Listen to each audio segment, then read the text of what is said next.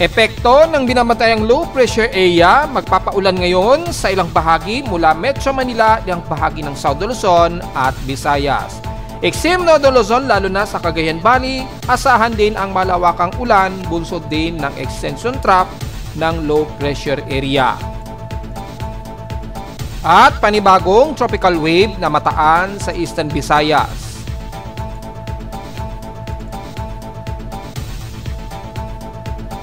At binabantayang low pressure area, bagamat nanatiling mababa ang tsansya na maging aktibong low pressure area, inaasahang tatawirin nito ang buong South Luzon hanggang sa makalabas ito ng West Philippine Sea sa loob o sa susunod na 24 oras. At latest sa monthly seasonal cycle natin mula nung last month, nanatiling mas bumaba ang global temperature. Good news pa rin ba ito? Alamin.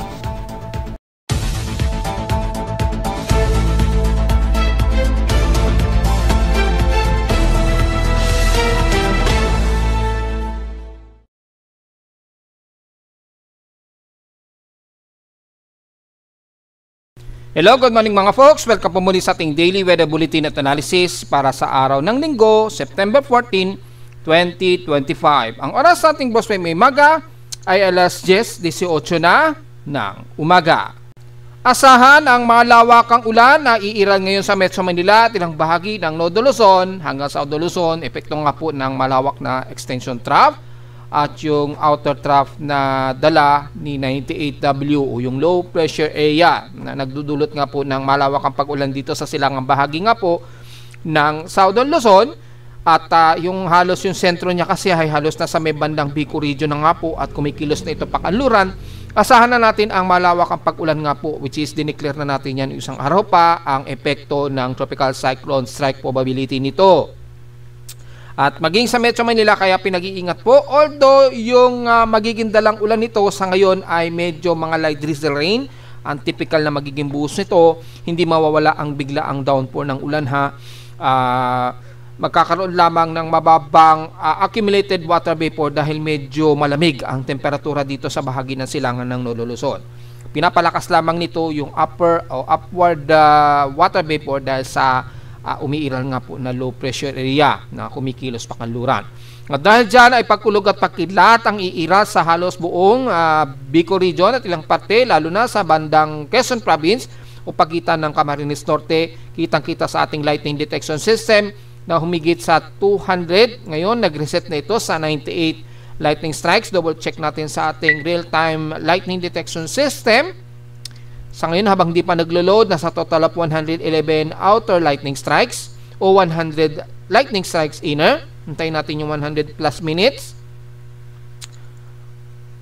Mukhang wala na, I think. At mukhang puro latest lightning strikes na po ito. So meron tayong 111 lightning strikes at inner na 100 lightning strikes. Mostly dito sa silangang bahagi nga po ng Luzon area. Kaya pa nag-iingat po mga kababayan natin.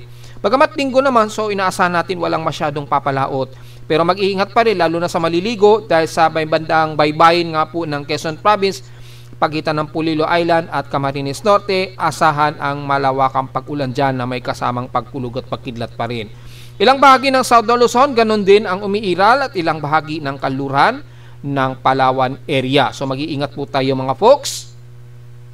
At mula naman sa ating water precipitation rate, gamit ang ating Doppler radar system, makikita po ang napakamalawak na ito ng kaulapan na may dalawang water vapor base na rin sa Doppler radar.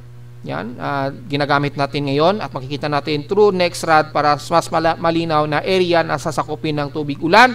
Kabilang na ang buong Cagayan Valley, rather, sa silangan ng North Luzon hanggang Bicol region na po yan umaabot. Ayan, kitang-kita pong sakop dito lalo na sa buong Camarines Norte, Camarines Sur, ilang bahagi ng Calabarzon area. So damay na pati Metro Manila at asahan hanggang Central Luzon na yan, and then tatawid yan pakanluran po sa loob ng 24 oras ayon sa huling monitoring natin sa tropical cyclone sector. At mula nga po sa magdadala ng malawakang pag-ulan ay iiral ang mga light to moderate showers sa Metro Manila.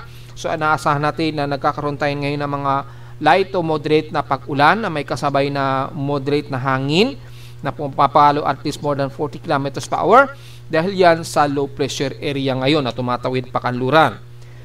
Malinaw naman po na umaabot sa buong Metro Manila ang kaulapan na ito na may dalang water vapor. Ayan. Pero makikita natin dito, usually mga moderate, light to moderate ang nakikitaan natin. Yung mga most of heavy rains nandito pa sa may bandang Bico region, sa may bandang Camarines Norte at Camarines Sur. Yan. Lalo na dito sa may bandang Polillo Island. Malakas po ang buhos ng ulan dyan base sa Doppler radar. Ayan, mataas ang accumulated. Maabot ng lagpas sa 40 mm to 50 mm ang approximate precipitation. Dito sa may bandang Metro Manila, medyo light to moderate pa. May mga ilang lumalakas ang ulan diyan sa may bandang Quezon City base sa Doppler mula Montalban, San Mateo, Marikina at Antipolo. Tumatawid dyan. And then medyo numinipis na lamang pagka tumawid na bandang kanluran sa Quezon City hanggang Malabon kasama ang Caloocan o City o Manila kapag nagtraverse na po itong ulap na may dalang ulan po na ito. So, pinag-ingat po just in case pa rin hindi mawawala ang mga posibleng biglaang malakas na busang ulan na magdudulot pa rin ng mga pagbaha. So, ingat na lamang mga folks. At sa ating thunderstorm watch naman ay nakataas naman according sa data feed ni Pag-asa ang Southern Luzon at Visayas area. Especially dyan sa may bandang Cebu, Bohol hanggang Negros Oriental, Iloilo, Negros Occidental, Guimaras hanggang Aklan daw o Capiz. So halos bandang south doon. Pagitan po ng bandang northern part ng Visayas at southern part ng Luzon. Yan, yung pagitan na yan. Ito, bibilogin natin para makita nyo. Yan, yung pagitan na yan. Kasi nandyan po nagtatraverse yung low pressure area. Kaya yung area na yan, nasasakop na yan ng mga malawakang pag-ulan. So, kabilang na ang Metro Manila dyan. Katatapos lang siguro ng thunderstorm watch. Expected po yan, dahil naka-thunderstorm watch. Pero yung rainfall advisory, kasama na ang buong Central Luzon na yun hanggang Northeastern Luzon, hanggang buong Bico region na yun, nakataas ang rainfall advisory niyan. Sa ating current conditions, overcast, gloomy, hot, cold, humid, at overcast pa rin ang umiiral. Well, obvious naman, makulimlim tayo dahil inuulan nga po tayo dito sa Metro Manila. Yan, yung buhos ng ulan, light rain showers lang to moderate, 1.8 mm lamang. So, hindi ganun kalakas ang buhos ng ulan. Hindi natin masyado ramdam yung cyclonic effect. So, medyo good news. So, wag masyadong magbahala dahil hindi naman ganun katindi ang magiging epekto nitong low pressure area. At sa ngayon ay maliit pa sa kasalukuyan na ito ay magiging isang malakas na bagyo o aktibong low pressure area. Sa lowest temperature na tala naka-weather station kaninang 9:29 AM, nakapagtala kami ng lowest of 24.6 degrees Celsius. Kahapon ay 32 degrees Celsius ang pinakamataas na air temperature sa amin. Kahapon ito ng umaga ang 10:37 AM. Ibig sabihin lamang nito, medyo mataas kahapon ang naging heat index sa amin kahit na medyo gloomy na 44 degrees Celsius. Kahapon po yan. Ngayon ay dahil sa magiging maulap ang buong parte ng Northern Luzon hanggang Southern Luzon, hindi na natin masyado i-report muna ang heat index. Maging sa amin sa Caloocan, no? Napakababa. Very obvious naman po ngayon na inuulan. So, diretso agad tayo sa may bandang Visayas kagad dahil asahan na natin ay mababa ang heat index sa buong Southern Luzon at hilagang parte ng Visayas. Mula siguro dito sa may bandang Cebu, tingnan natin kung mataas ang kanilang heat index. Well, yes, medyo katamtaman kasi ang lagay ng panahon sa bandang Cebu, 41 degrees Celsius at aabot ng 42 degrees Celsius ngayong umaga, 11 o'clock. And the rest, bandang hapon, medyo mababa lang dahil may mga isolated case of rain showers pa rin na nakataas sa inyo. Sa may bandang Mindanao naman, dito medyo mas moderate ang panahon muna. Makikita natin sa may bandang Mindanao, sa Davao City o Davao Region ay nakataas sa 40 degrees Celsius ang inyong heat index. Aabot pa raw ito hanggang 42 degrees Celsius ngayong 11 hanggang 12 o'clock ng tanghali. So medyo manageable naman ang init. So medyo manageable at katamtaman lamang makikitaan natin dito sa parte ng Davao Region, lalo na sa Davao City, 40 degrees Celsius. So medyo moderate. Although danger ang indication ng danger level, pero sa ating mga Pilipino kasi medyo moderate sa atin na ganyan kataas ang heat index. Medyo kaya-kaya pa natin i-manage yan. Hanggang 42 degrees Celsius mula ngayong 11 hanggang 12 ng tanghali ang nakataas sa Davao City sa may Mindanao. Sa Zamboanga Peninsula naman, kung sisilipin din natin, at least manageable din, nakikitaan natin dito 39 degrees Celsius at pinakamataas ng 40 degrees Celsius mamayang 11 o ngayong 11 o'clock.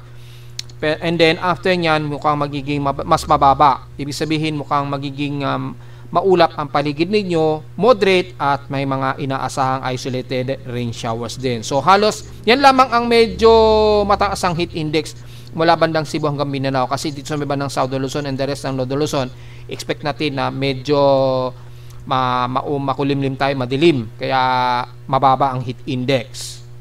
Samantala, kung tatabi naman natin sa PX Extreme Scene past 24 hours, nanguna ang Subic sa may pinakamataas na air temperature na 34.2 degrees Celsius, at sa lowest temperature sa Baguio, almost stationary na 17.4 degrees Celsius. At sinuunala naman ang Rojas na may 94 mm na grabeng naging ulan sa kanila kahapon, at sa amin sa Caloocan kahapon ay wala halos kaming ulan. Light drizzle lang, umabot ng 0.9 mm lamang ang total rainfall. At ngayong araw, nakaka 1.8 mm lamang kami kasi medyo mga light drizzle lamang sa ngayon ang bumubuhos sa amin mula kaninang madaling araw. So, hindi ganon katindi ang buhos ng ulan sa ngayon. Well, tingnan natin sa maghapon dahil mataas ang dala ng mga water vapor mula sa silangan. Depende na yan sa dala ng ulap nito na manggagaling sa may bandang silangang baybayin. So, approximate mga moderate ang kadalasan na magiging intermittent na buhos ng ulan sa Metro Manila. At sa humidity natin, nasa 95% at tumaas ito ng 8% since last hour. Nanatiling mataas ang ating atmospheric pressure sa Metro Manila base sa aking barometer na 1,010 hectopascals and steady ito since last hour. So, ito ang dahilan kung bakit mababa o hindi nanatiling maintain sa low pressure area lamang yung low pressure area na si 98W na binabantay natin, dahil dito sa bandang NCR mataas ang ating atmospheric pressure, at least nasa 1,010 hectopascals po yung barometric pressure. So medyo napipigilan pa niya na mag-intensify yung low pressure area sa may bandang Bicol region o Southern Luzon. Sa atin namang high tide o low tide status, sa kasalukuyan low tide po tayo, so wala magiging problema. Mga 11 minutes rather para mag minimum low pa po ito. So yung mga papalaot kung sakali, iingat na lamang sa may baybayin po ng Bicol region or bandang Quezon Province. Asahan po mabugso pa rin ang hangin dyan, at sa kanluran naman yung manipis na southwesterlies magdudulot pa rin ng medyo gale force winds na magdudulot ng mga ilang pag-aalon. Although mababa ang tsansa o wala tayong nakataas na pag-alon, ingat na lamang dun sa bugsuan na lamang ng hangin at mga localized thunderstorm sa balak pumalaot ngayong araw ng linggo. Sa ating air quality, well, moderate po ang ating air quality at 54 index. So, moderate po ito. Magmas na lamang po sa mga lalabas ngayong araw o magsisimba dahil medyo mataas ang ating air pollution. Sa ating almanac, sumikat po ang haring araw kaninang 5:44 AM at inasang lulubog po ito mamaya at 5:56 PM mamayang hapon. At sa moonrise and moonset, magmo-moonset pa lamang po ito ngayon na nasa 54% illuminated na po under last quarter. Nasa around 15 degrees yung elevation pa lamang ng buwan. So palubog pa lamang po ito ngayon. Ibig sabihin, ngayong 11:56 AM po ito lulubog.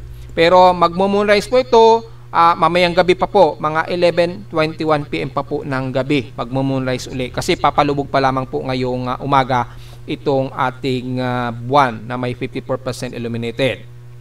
Sa ating namang local weather outlook para ngayong linggo hanggang bukas na po ng Lunes, inasahan maulap ang ating maghapon. Well, obvious naman po, hanggang bukas po yan ng Lunes. Asahan din ang kalat-katapag ulan na 100% chance. Bukas, maulap pa rin ang ating maghapon na may mga localized thunderstorms daw at mayroong 65% chance of rain. Highest and lowest pressure expected naglalaro 29 to 30 degrees Celsius. Yung lowest pressure expected ay nasa 25 to 26 degrees Celsius. Kaninang madaling araw, ayon sa local weather advisory, although late na ito, namataan ang sentro nito sa may vicinity ng Castilla, Sorsogon. Ngayon, sa may bandang Camarines Sur na ito ngayon umaga. So ito, mga 3 AM, sa bandang Sorsogon pa ito sa may bandang Castilla. Yan. So yun po. At sumasabay pa rin daw ang easterlies. Although manipis po yung easterlies na at napakalayo dyan. Kaya expected ang accumulated ng mga tropical wave kapag ganyan ang combination ha. Sa ating short-term weather forecast naman, this week ay magiging maulan pa rin ang ating linggo hanggang Lunes, hanggang Miyerkules. So, tuloy-tuloy pa rin tayo magkakaroon ng mga partially cloudy at mga kalat-kalat na pag-ulan base sa ating short-term weather forecast. So, importante pa rin talaga ang payong at yung mga posible pa rin pagbaha ay hindi pa rin mawawala sa mga susunod na araw. So, diretso agad tayo sa ating ginagamit na satellite imagery mula dito sa hilagang bahagi nga po ng buong Luzon. Ayan, kitang-kita nga po, kabilang na ang buong Cagayan Valley, Ilocos Region. Napakamaulap na po natin. Expected po ang mga kalat-kalat na pag-ulan na may mga ilang pagkilat at pagkulog po. Lalo na sa eastern sections ng Luzon hanggang southern Luzon na po yan. So, medyo papahapyawin lang natin dahil ang buong bahagi naman ng Ilocos Region, napaka-gloomy po natin hanggang Ilocos Sur, Benguet, hanggang Pangasinan, very gloomy na po tayo. Expected na mga kalat-kalat na pag-ulan yan sa maghapon. At lalo na sa may bandang Cagayan Valley mula Tugigaraw hanggang Isabela na yan sa bandang Ilagan hanggang Santiago. And the rest naman ng bandang Aurora Region mula Kasiguran Aurora pababa na yan hanggang Camarines Norte. Asahan ang maulang maghapon dahil sa presensya nga po ng trough ng low pressure area na C98W. So kasama na ang buong Ifugao, Mountain Province man yan hanggang Central Luzon. Napakamaulap natin at asahan ng kalat-kalat na pag-ulan mula Tarlac, Zambales, Pampanga hanggang Bulacan na yan. Kasama ang buong Metro Manila na hanggang buong Calabarzon area na. So general na natin dahil yung sakop naman ng trough na ito ay sakop hanggang Central Luzon na. Yan po. So, kung titingnan natin yung heavy rain potential para ma-double check natin ang heavy rain na masasakop, damay ang Metro Manila at buong Quezon Province hanggang bandang Camarines Norte. So, asahan ang buong Southern Luzon ay kalat-kalat pa rin ang magiging pag-ulan ninyo dyan na may pagkilat at pagkulog kabilang na ang buong Mimaropa. Yan. Moderate to some heavy rain po. Ang iiral, medyo manaka-naka lamang na medyo magmo-moderate din maya-maya kukulimlim na naman dahil po sa pag-iral ng extension trap na may umiiral na southwesterlies dito sa Timog Kanluran. So dahil nagba-bounce in po yung southwesterlies kaya nakakaranas kayo sa may bandang Kanluran ng mga kalat-kalat pa rin na pag-ulan So mula dyan sa buong Southern Luzon nga po hanggang dyan sa may bandang Marinduque, Romblon hanggang Masbate, very gloomy at kalat-kalat pa rin ang pag-ulan na may pagkilat at pagkulog ang aasahan natin. Mula naman sa may bandang Visayas, bagamat at least medyo gloomy pa rin ang inyong paligid, lalo na sa buong Panay Island at Negros Region. Pero at least dito medyo mas moderate, medyo umaraw-araw po sa inyo dyan kabilang na ang central ng Visayas sa Cebu, Bohol hanggang Leyte. Gloomy at overcast din ang umiiral sa buong eastern ng Samar Region. Asahan pa rin ang mga mahina at katamtamang pag-ulan na may pagkilat at pagkulog sa maghapon and the rest ng buong Visayas. Pero at least medyo mas moderate sa inyo na dahil ang concentration na ngayon ng low pressure area sa may bandang Southern Luzon na halos. So medyo umaabot pa rin dyan sa may bandang Masbate ang trough ng low pressure area kaya asahan pa rin ang mga pag-ulan. Hindi kagaya sa may bandang Cebu o Bohol or katimugang parte ng Negros Region, mga ilan lamang na mga uulap na himpapurin at expected na mga isolated lamang na mga mahihina at katamtamang pag-ulan. Sa may Mindanao naman, ang eastern part ng Mindanao or west portion ng Mindanao sa Zamboanga Peninsula, bagamat medyo nagmumoderate pa rin, expected ang mga kalat-kalat na pag-ulan na may pagkilat at pagkulog, especially dyan sa may bandang buong Caraga hanggang Agusan del Sur, Davao de Oro o Compostela Valley at ilang bahagi sa silangan ng Davao Oriental. Mga mahihina at katamtaman na ulan ang madalas na iiral dito. Pero at least kayo medyo umaaraw sa inyo dyan, nagmo-moderate ang panahon kabilang na ang buong Sorsogon, Davao Region at sentro ng Mindanao. So expected lamang ang mga isolated case of rain showers sa maghapon, hindi kagaya sa amin dito sa Luzon, mga folks. Pero kung titingnan natin sa pinaka-CIMS Doppler radar, mataas po ang concentration dito sa parte nga po ng Luzon hanggang Central Luzon. Yan, ito yung mataas na accumulated water vapor. Yan, may dalang mga moderate to heavy rain kasama na sa may bandang Quezon Province hanggang Metro Manila. So tayo dito sa may bandang Metro Manila at Calabarzon ang mas unuulan ngayon hanggang bahagi nga po ng Southern Luzon. Dito medyo nakaka-moderate na po ang nagiging panahon unti-unti sa may bandang Visayas at Mindanao. At mga manaka-naka na lamang ang buhos ng ulan base rito. Yan, kitang-kita sa Doppler. Kasi sa Doppler radar natin sa Pilipinas, hindi lahat ng Doppler gumagana. limited lamang dito sa may bandang Luzon lamang. So sana maayos po ni Pag-asa yung ating mga Doppler kasi importante talaga po yan eh. Mas maganda na nakikita natin yung actual na dami ng ulan na dala. Hindi natin pwede ibase lamang sa satellite imagery kasi ang satellite imagery kasama po dyan ang ulap, pero hindi natin malaman kung gaano karami yung tubig ulan na dala ng ulap na yan o yung mga cluster ng kaulapan. So importante pa rin ang Doppler para mas malinaw nating makikita yung estimated na dala ng ulan na ibubuhos sa area kumpara sa actual satellite imagery. Kasi kung actual satellite imagery po kasi ang pagbabasihan, hindi malinaw dito kung gaano karami ang tubig ulan ang magiging dala. Kaya importante talaga yung ating CW band radar o Doppler radar para sa precipitation o yung ulan. Sana maayos po yan ni Pag-asa talaga. Yun kasi importante. Hindi kagaya ng pagka gumagamit tayo ng satellite imagery, halimbawa yung infrared rainbow, makikita natin mataas ang potential ng ulan. Kaya lang hindi natin malaman kung gaano karami yan, yung dami ng ulan, kasi kasama po yung ulap dyan at hangin eh. 'Di ba? So yung water moisture magkahalo yan sa hangin, so hindi natin ma-determine yung eksakto na dami ng ulan na ibubuhos. Dito, kung titingnan natin, aakalain natin yung buong ulap na yan, ang dala niyan ulan. Hindi po. Dahil kung titingnan natin sa Doppler, ay hindi pala. Yung pinaka-inner portion lang nito may dalang tubig ulan. Ayan, oh. So, yun lamang yung mga area na may dalang tubig ulan. At nalalaman natin gaano ito karami. Hindi kagaya pag gumamit tayo ng satellite imagery, nakikita natin, kaya lang hindi natin malaman yung dami ng magiging buhos ng ulan po. Lalo na, yung heavy rain potential, sinasabi lang niya, mataas ang heavy rain potential. Oo, tama naman yan, kaya lang hindi natin alam kung gaano karami yung tubig ulan na dala. Aabot ba siya ng at least 50 mm, 100 mm, ganyan. So kung magbabase lamang tayo sa accumulated forecast, posible, kaya lang hindi natin malaman yung eksakto. Importante kasi natin malaman yung eksakto. Ang makakakuha lang naman kasi ng eksakto, at least approximate na dami ng ulan, kapag gumagamit po tayo ng CW band o Doppler radar. Kasi iyan talaga ang eksakto na nakukuha na dami talaga ng tubig ulan sa isang ulap na dala. So, sana magamit naman natin yung pondo natin sa ating weather and disaster kasi importante po ang Doppler radar. Kung titingnan nyo sa ibang bansa, tinitingnan nila ang dami ng ulan gamit ang mga CW band radar nila. At least doon, mas accurate nila na nalalaman kung malaki ba ang magiging buhos nito sa area. Yan. Compared sa gumagamit tayo ng generalization ng satellite imagery. Yan. Hindi nga lang natin makuha yung dami nito. Yan, tulad na lamang nito, mataas nga po ang heavy rain potential sa Metro Manila at Calabarzon, kaya lang hindi natin malaman kung gaano kadami ang magiging estimated rainfall. Kung water vapor naman, pwede.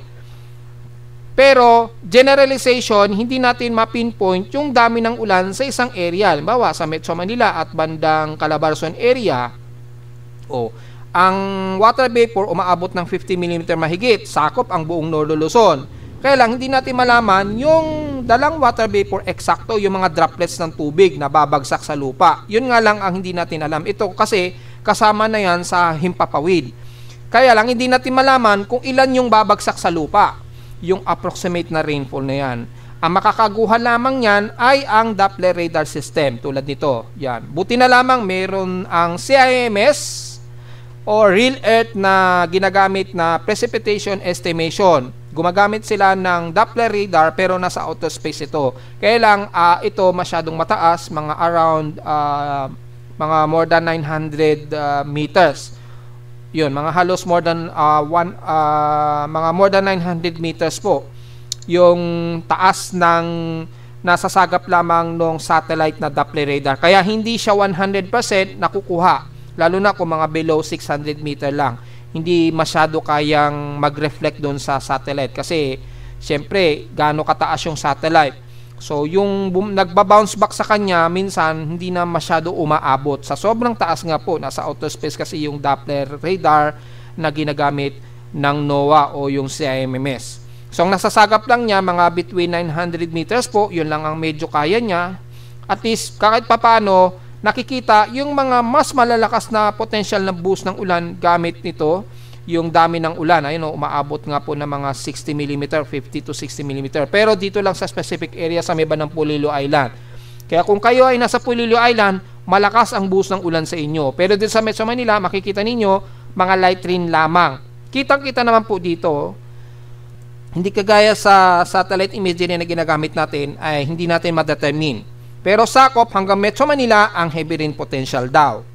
Heavy rain potential, pero gaano kadami? Yan ang hindi natin alam. Kung magbabase tayo sa forecast, yung rainfall accumulation, forecast lamang yun. Hindi pa rin natin malaman yung eksakto. Importante pa rin yung eksakto kaysa maghula lamang tayo gamit ang forecast lamang. Ang forecast kasi pwedeng hindi mangyari yan or pwedeng mangyari. Hindi kagaya ng Doppler radar, eksakto. Yan po yung eksakto na dami ng ulan talaga dahil yan po yung dami ng water vapor na nasasagap nga po ng Doppler radar system. So sana po ma-upgrade ni Pag-asa yung mga Doppler radar natin para lahat sa buong parte ng bansa nakikita natin yung dami ng ulan. Yun po ang pinakamahalaga, lalo na't madali po tayong bahain ngayon dahil sa may mga palpak na flood control system natin. Kaya importante talaga po yun mga folks. Tapos meron pa tayong namamataan dito na tropical wave na naman. Ayan nakikita nyo yan? Namumuo na naman ang isang tropical wave. Influence kasi yan ng Easterlies dito. May Easterlies po kasi dito sa may banda rito. Then yung malamig na temperatura dito nagkakaroon tuloy ng trough at nagkakaroon ng pamumuo ng isang tropical wave. Hindi pa natin ma-determine kung ito ay magiging invest din, pero malinaw na nagkakaroon siya ng low level convection. Yan. So nagkakaroon ng bahagyang low level kaya lang napaka-shallow niya. So pwede o posibleng candidate ito dahil nagkakaroon na siya ng Coriolis dito sa may bandang eastern part ng Visayas. Ayan. So posible na yan maging anytime magkaroon ng pamumuno ng tropical wave at maaring maging candidate as invest. Sa ngayon, obserbahan natin yan dahil hindi natin nakikitaan yan sa bago nating convergence. Dahil ito nga po yung sinasabi natin na biglaan ang pamumuo lalo na kapag nagkaroon ng easterlies kasabay ng sumasalpok sa malamig na temperatura dito sa may bandang eastern part ng ating bansa. So dahil po yan, nagkakaroon ng medyo Coriolis, ayun, kitang-kita natin. So kung i-zoom in natin, yan, tingnan natin sa pinaka true color reproduction. Sa RGB pala para makita natin yung mas detail yung pinaka low level. Yan. So kung titingnan nyo po yung pinaka LLC, medyo nagkakaroon siya ng shallow circulation dito sa ibaba. Ayan, So nagkakaroon ng bahagyang LLC. Ayan, pumupuyo na naman siya. So yung tropical wave ay posibleng maging isang invest yan, Pero tingnan pa rin natin within 24 hours pa rin or anytime baka itaas yan dahil yung mga forecast may mga naglalaro na low pressure dyan, nawawala din dahil sa presensya ng high pressure area dito sa itaas. So obserbahan natin yan mga folks. Hindi pa natin ma-determine kung ito ay magiging aktibong low pressure area sa ngayon. Pero ang malinaw lamang dito, yung tropical wave niya, unti-unti bumababa yung kanyang atmospheric pressure. Well, titingnan natin yan sa susunod na video part. Pero bago sa next video part ay tingnan muna natin yung magiging rainfall and mean sea level pressure natin. Makikita po ang buong Northern Luzon. Buong Northern Luzon sa silangan. Yan, kasabay ang Cagayan Valley hanggang Metro Manila at Southern Luzon. Umaabot po yung mataas na total precipitation at least within 6 hours. Na mga at least mga hanggang 10 to 25 mm ang buhos ng ulan according dito. Yan. So approximate yan kasama na ang ilang bahagi nga po ng Mimaropa at Bicol region po. Ayan, malinaw po yan. Ngayong umaga yan. Then, mga mamayang alas 2 po ng hapon. Yan, mga bandang hapon po ay magiging maulan po ang halos buong parte ng Metro Manila at Southern Luzon area. Magiging maulan din daw ang parte ng kaluran ng Visayas at eastern part ng Visayas at Mindanao area. Kasi mayroong sweep pa rin kasi ng southwesterlies dito. Kaya nagkakaroon ng accumulated water vapor pa rin dito kahit papaano na magbubunsod po ng mga kalat-katapag ulan sa buong pahati ng Northern Mindanao at west portion sa Mindanao. Ganoon din sa may bandang west portion sa Visayas. Ayan, mga ilang moderate to some heavy rains at light to moderate naman sa may bandang Eastern Samar at Leyte. So halos buong South Luzon, kabilang na ang Metro Manila at Northern Luzon pa rin, tuloy-tuloy pa rin tayo makakaranas ng mga buhos ng ulan mamayang hapon po yan. Pagdating po yan ng mga 8 o'clock PM onwards, ay nakikita natin ang malawakang pag-ulan dito sa may bandang kanluran pa rin ng Mimaropa at Northwest Luzon. So magiging maulan pa rin daw sa pating Metro Manila, pero light to moderate ito hanggang buong Southern Luzon area. Maulan din daw ang bandang hapon o gabi sa may bandang west portion sa Visayas pa rin at bandang Mindanao po. Ayan, especially sa may bandang buong Davao region halos. Mga ilang light to moderate and some heavy rain showers daw ang magiging isolated case of rain showers sa may Mindanao. So magiging maulan pa rin talaga ang magiging maghapon natin. Yun. So isolated na lamang ang kalimitan sa may bandang Cebu pababa po ng Davao region po. Mga isolated cases of rain showers po. So dito sa may bandang South Luzon, kasama na ang NCR, ang patuloy pa rin daw tayo makakaranas ng mga mahihina hanggang katamtamang pag-ulan habang umi-exit nga po itong low pressure area sa may bandang West Philippine Sea nga po. So yun po yung pinaka-latest na forecast hanggang mamayang gabi po base sa ating ECMWF rain and mean sea level pressure. Diretso agad tayo sa ating ginagamit na computer-generated tropical cyclone sector as of 10:45 AM nga po ay ang kanyang center air pressure na 98W, 1,008 hectopascal. So medyo thunderstormy lamang at hindi ganun kababa ang atmospheric pressure. So mula kanina maabot pa ng 33 to 44 km. Ngayon medyo humina kasi nagtatraverse nga po siya sa maraming mga isla natin sa bansa, lalo na sa may bandang Southern Luzon. So medyo humina siyang muli, na natiling LPA at bababa pa rin ang tsansa nito na magiging isang aktibong low pressure area, 20 to 40% po. At kung titingnan natin sa forecast and symbols nga po, malalaman ninyo na tatabas nga po ito sa may bandang Southern Luzon po o pagitan ng northern part ng Visayas at Southern Luzon. Ayan, 20 to 40% yung tsansa nito na magiging isang aktibong low pressure area o ganap na bagyo. At inasahan nga natin 18 to 24 hours. O na next 24 hours, inaasahang tatawirin nito ang buong Southern Luzon hanggang i-exit ito sa may bandang baybay ng West Philippine Sea by the next 24 hours. Base dito, ayan o.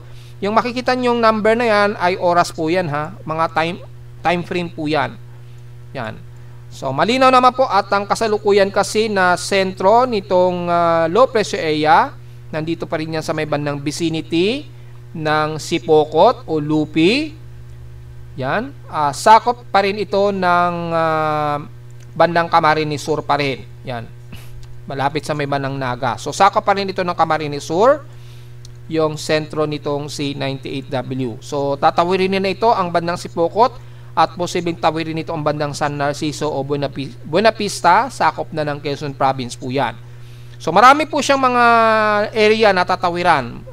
Pagtawid niya dito ng bandang Buena Vista siguro or San Narciso, maaaring tawirin nito ang Marinduque and then magmi-Mindoro siya. Kung hindi man Mindoro, bandang Quezon Province siguro or Maglolobo, Batangas, depende. Dahil napaka-erratic po kasi ng kanyang ensemble forecast.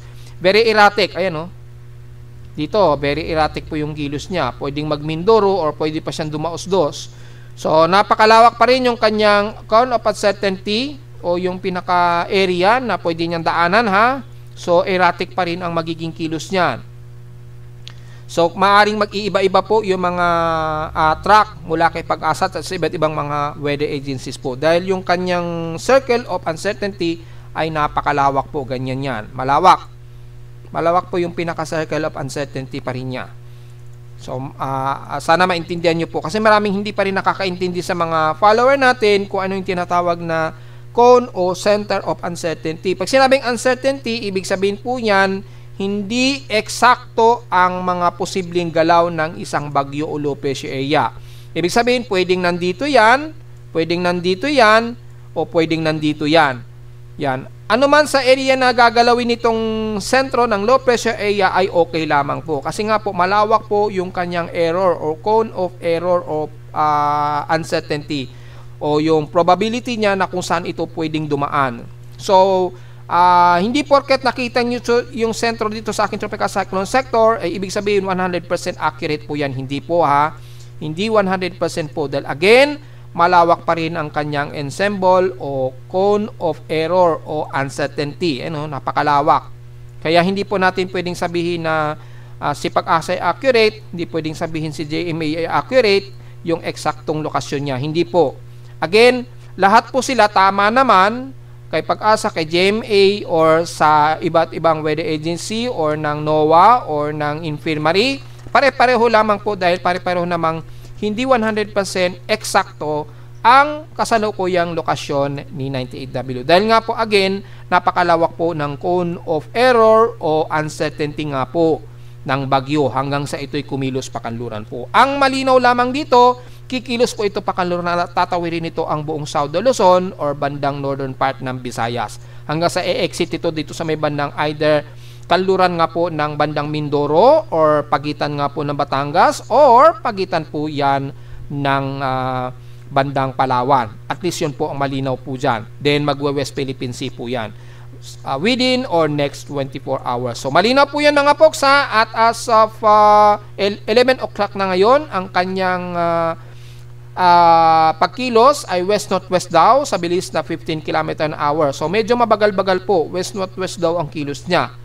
So posible nga po na maaring tumawid yan pa ganyan, mag-Lucena siya or mag-Batangas, or pwedeng mas mababa, Magkalapan, Oriental Mindoro o Occidental, or posible pang mas tumaas yan maari pang lumapit yan sa may bandang Metro Manila. So hindi pa talaga accurate o very erroneous yung forecast track niya. Pero ang malinaw lamang dito, kikilos po ito pakanluran yun po ang mas maliwanag po dyan. Anuman ang magiging posisyon ng low pressure area na to, ang magiging mahalaga lamang alam natin na ang uulanin ay sakop ang buong Southern Luzon hanggang Central Luzon at yung extension trough niya umaabot pa rin bandang Isabela hanggang Aurora dyan sa may bandang Kasiguran po. Kaya generally magiging maulap at maulan pa rin ang mga areas na yan maging sa bahagi nga po ng Mimaropa. Ayan, kitang-kita nga po sa satellite imagery. Yan po. So, wag niyo na pong ipag-debate kung yung eksakto ba ng low pressure area ay nandito sa Sipokot or maaring dyan sa may bandang sabihin ba nilang iba sa Iriga, sabihin ba nilang nasa Legazpi. Ano man ang lokasyon niyan, hanggat nasa loob ito ng cone of uncertainty ay parehong tama pa rin yan mga folks. At least malinaw yan Yan. So mahina pa at mababa ang tsansa nito sa ngayon sa susunod na 24 oras na maging tropical depression man lang. However, mula sa ensemble forecast track, yung kanyang tropical cyclone intensity forecast ay binanggit na natin sa report sa loob ng 4 to 4.5 days, posible pa itong umabot ng tropical depression man lang, magto-tropical depression. So tingnan natin kung maaabot yan, malamang nasa may bandang West Philippine Sea na yan kapag ito ay magto-tropical depression. Well, malinaw naman dahil nasa dagat na yan.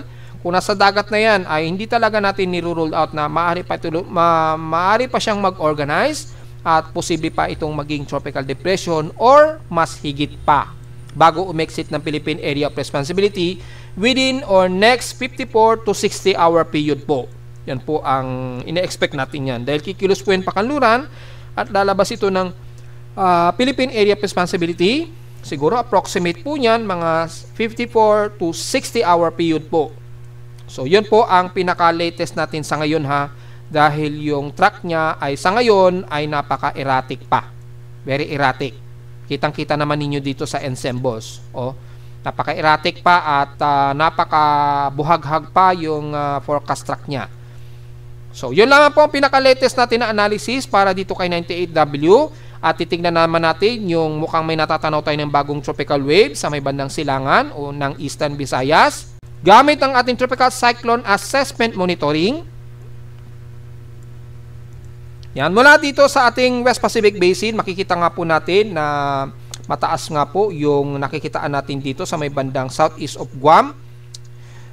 Although yung tropical wave na mataan natin dito sa loob na ng PAR sa may silangan bahagi ng Visayas. So, titignan po natin dahil mataas naman yung kanyang vorticity. Medyo tumataas po yung vorticity dito. Well, sakop pa kasi siya ng outer trough ni 98W. So, disorganized. Pero malinaw lamang dito ay maaaring meron talagang tropical wave pa na mabubuo anytime. At mula sa ating global spectral model ay makikita natin dito, hindi naman nakikitaan yung bagong tropical wave dito. So, ibig sabihin lamang nito, maaring hindi siya magtuloy or bago lamang or ngayon lamang ito nagdevelop. Yan, dahil nga po sa may stellis na umiiral. So, yun po ang malinaw dito, pero hindi pa rin natin inaalis ang potensyal na shallow low pressure area na manggagaling po ng Guam. Ayan o, kikilos ito pakanluran nga po. Ayan o. Then papasok ito ng PAR. Yan, mga by September 17 or 18. So, yung tropical wave dito na namamataan, well, tingnan na lamang po natin dahil September 14, baka ito kasi masyadong ahead. Pero kasi ang nakikita natin sa real-time satellite imagery ay may bagong tropical wave tayong namamataan sa may bandang eastern part ng Visayas. Ito kasi lumalabas mga September 16 pa ito lilitaw dito sa may bandang silang kanluran ng Guam. Yan. Then papasok ito doon ng PAR by September 17 nga daw to 18. Yan o. So September 17 to 18, mga Wednesday na nga po yan to test day, which is yung mga nakaraang forecast nga po natin. Sa mean sea level pressure, makikita naman natin yung validity ng development, 1,010 hectopascals lamang ito by September 17 to 18. Ayan o.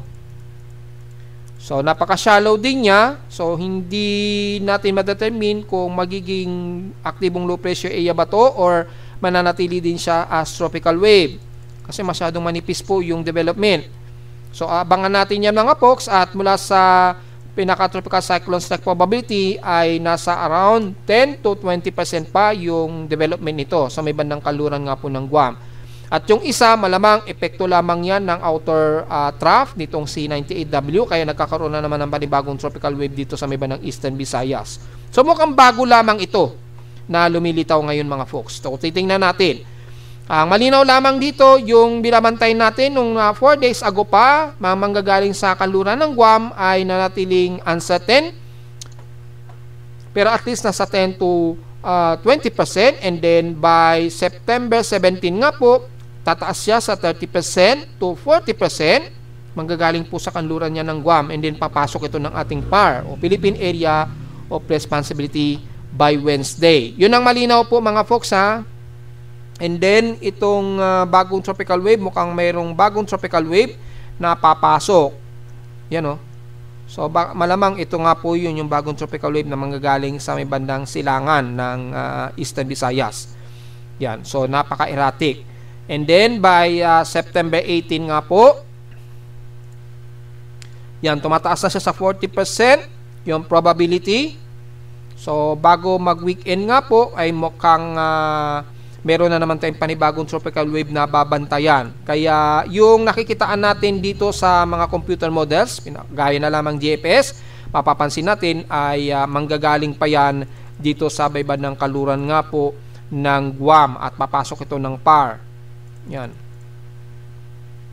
Tapos kikilos tayo ito, pahilagang kanluran ulit. Yan, lalapit ito sa may bandang northeastern Luzon. So tingnan po natin yan kasi makikita natin mga September 21 na kasi yan. So kung babalikan natin mga September 16 to 17 ay napaka-shallow lamang niya.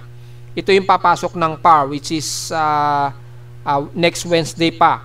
Kaya yung tropical wave na namamata natin sa Eastern Visayas, bago-bago lamang yan at malamang ay magtatraverse din kaagad yan. Then bago yung susunod talaga na binabantayin natin dito. Yan. And then sa ECMWF nga po ay wala pa siya nakikitaan. Ang malinaw lamang dito yung tropical wave lamang na ito nga po C98W na low pressure area. Wala naman siya nakikitaan na manggagaling sa eastern ng Guam, pero may tropical wave na umiiral mula sa kanluran ng Guam. Kay NAVDIAM naman, ganun din, ipinapakita kapareho kay JFS na manggagaling sa bandang Guam, sa kanluran. Mahihinder ito ng high pressure area kaya mababa ang trajectory niya. Yung pagkakilos niya pa ilagang kanluran. So, lalapit ito sa may bandang northeastern Luzon. Yan, mga September 16 pa talaga natin malalaman ito. Yan. So, si JFS at NAVDIAM lamang ang nagpapakita at mula sa ating global spectral model, meron. Ito nga po yun. Sa mga September 17 po yan na maaring mabuo o mamamataan natin sa ngayon. Which is 4 days ago, na i-analyze na natin po yan. Ma-uncertain pa po kasi siya nung 4 days ago na nanggagaling sa southeast ng Guam. Mahaba-haba pa talaga yung forecast track niyan. Yan. And then, yung TC strike probability, malinaw naman na ganyan ang magiging galaw nga po talaga ng anumang low pressure area na mabubuo. Yan o. Medyo manggagaling siya sa southeast ng Guam and then magwa-west-northwest and then medyo dadaos-dos ng konti. Kasi nga po, may mga high pressure area na makikitaan tayo rito na mabubuo in coming days po. So, mag-update po tayo dyan mga folks at dahil very disorganized at napaka-erratic yung mga forecast na ito sa ngayon, ang sa ngayon ay mapagbabasehan lamang natin yung pinapakita ng Global Spectral Model.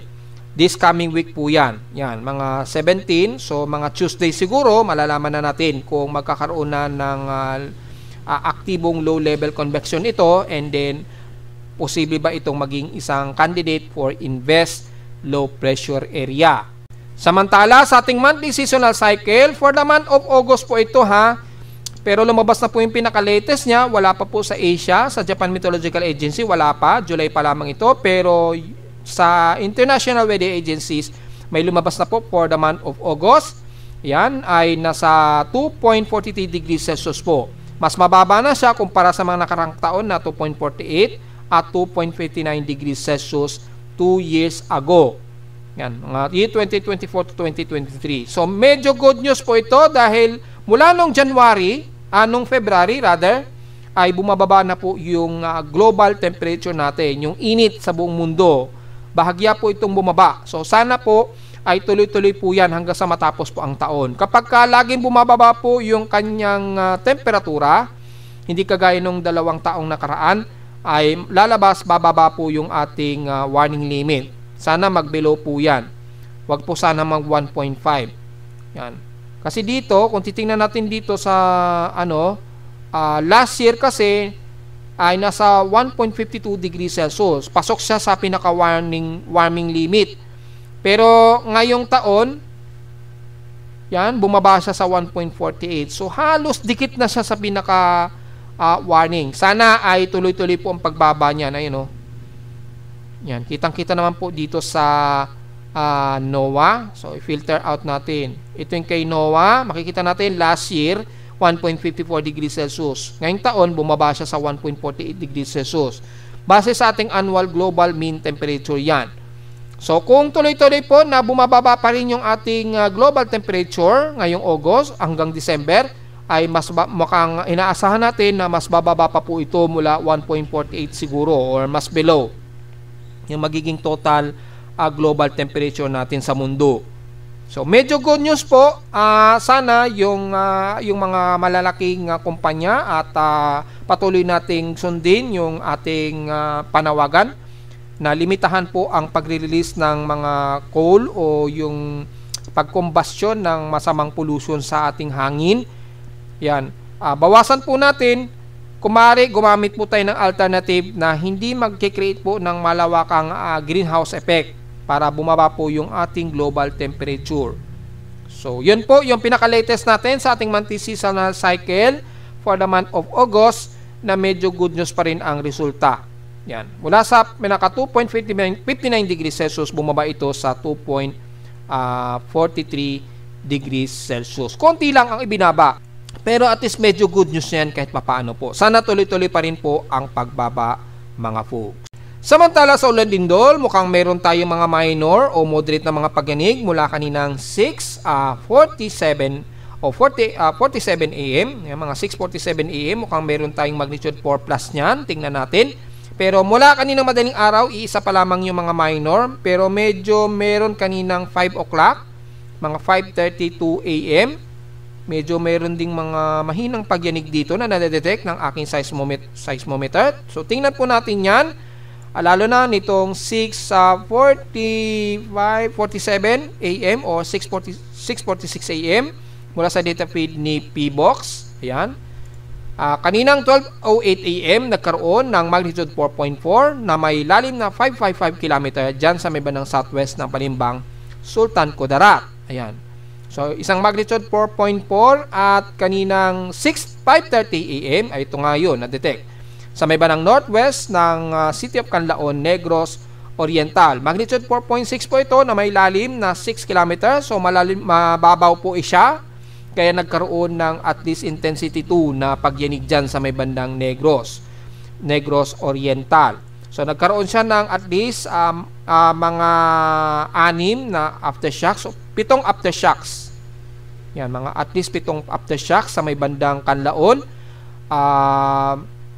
Posibleng volcanic earthquakes ito, pero hindi, malakas siya. So, yung nasa paligid ng Bulkang Canlaon, medyo obserbahan po ninyo kung nagkaroon ng pagbabago si Canlaon since hindi naman nag-warning sa ating thermal anomaly sa ating monitoring for volcanoes. Well, i-double check na lamang po natin yan. At mula dyan, kaninang 6:45 AM, ito nga po yun, na-detect sa southwest ng Claveria, Masbate na may magnitude 4.5. Mababaw lang din ang epicentral depth nito na 15 km. Kaya na-detect ito ng aking seismometer sa Caloocan. Ayan po, southwest ng Claveria, Masbate. Magnitude 4.5 din siya. So far, hindi naman umaabot sa magnitude 5 pero mabababaw po ko yung kanyang mga pagyayanig. Kaya medyo nakakaramdam ng at least intensity 2 sa paligid ng Masbate at sa area nga po ng bandang Canlaon. Yan, sa may bandang Negros Oriental. So, medyo alisto po tayo mga folks dahil mabababaw po yung mga pagyayanig natin ngayong araw ha. Although magnitude 4 plus lamang ito at hindi naman umaabot ng magnitude 5. At marami naman kaagad ang mga aftershocks at mga mahihina at moderate na mga pagyanig. So, medyo alisto po tayo mga folks. Diretso agad tayo sa ating historical earthquake data kung nakakailang total earthquake na tayo dahil nadagdagan na naman ng 3 na magnitude 4.0 pataas. So for the month of September, yan. So nasa 451 total earthquakes na tayo. 423 dito is magnitude 2.0 pataas, 25 sa magnitude 4 at 3 pa rin ang ating magnitude 5.0. Marami na may nakagad na nadagdagan sa may bandang Southeastern Visayas at Mindanao kaya magiging alisto po tayo mga folks ha. Dahil yung cluster ay more than 292 na po. Sa may bandang Luzon, mahigit 151 total earthquakes na po tayo dyan. So maging alisto pa rin po tayo mga folks lalo na sa area na niyanig ngayon sa may bandang Negros Region at bandang Sultan Kudarat nga po. So medyo alisto po tayo mga folks. Although konti pa lamang, wala pa sa 500 ang total earthquakes natin mga folks. At narito naman ating 3-day weather forecast para sa araw ng Linggo, September 14, 2025.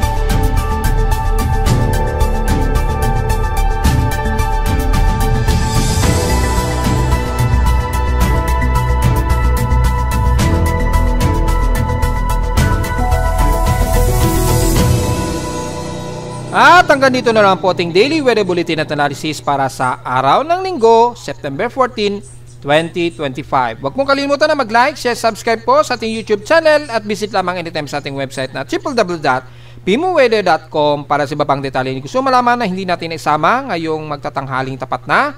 Sa ating report, asahan lang natin ang madalas na overcast at very gloomy at mga light drizzle to some moderate rain showers ang mas madalas nating ma-encounter ngayong araw, lalo na dito sa Metro at Mega Manila. At visit lamang sa ating website sa gusto malaman pa rin pinaka-dynamic events mula sa reading ng aking mismong aparato sa Caloocan at sa data feeds mula sa iba't ibang weather agencies. Maraming salamat po mga folks at magandang araw po sa ating lahat.